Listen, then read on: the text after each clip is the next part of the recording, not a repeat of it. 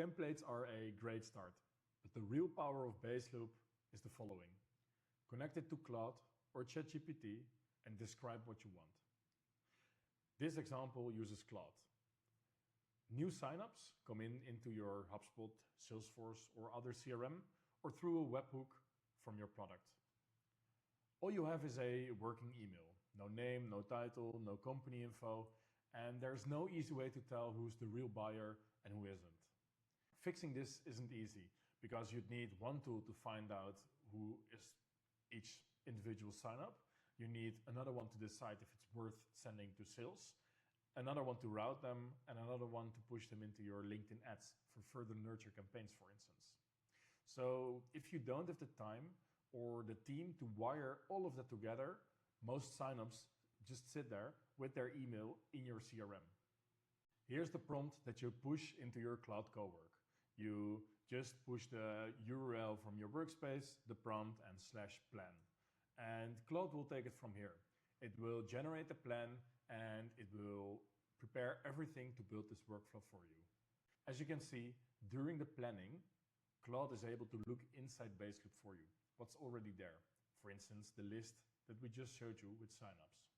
As you can see, Claude is done building a plan for the Baseloop setup. We have the architecture here, and also it will always make a data flow diagram. Then we have the last phase, and that is a cost estimate of the credits that we use and the risks and the strategy testing.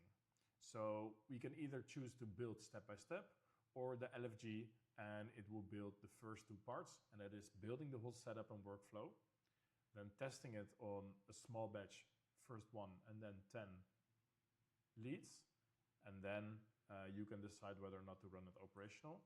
So in this case, I just want to go with build. And now it will be built in Baseloop for me. Look at the result. Claude built the whole chain. From just an email as input, we reversed email enriched the lead with the country, the LinkedIn URL, the company, the job title, the first name and the last name. We did some company research and we decided what the next step was with the decision. Is it the warm up or do we need to hand it over to sales? And then of course, it did something that I did not ask for it, but it did a lookup in HubSpot because we don't want to make any duplicates or we want to connect the right information that we found to the right record in your HubSpot. If we look at the result, we only had some input. We just gave a small prompt to Claude and it built this whole chain of data flows for me.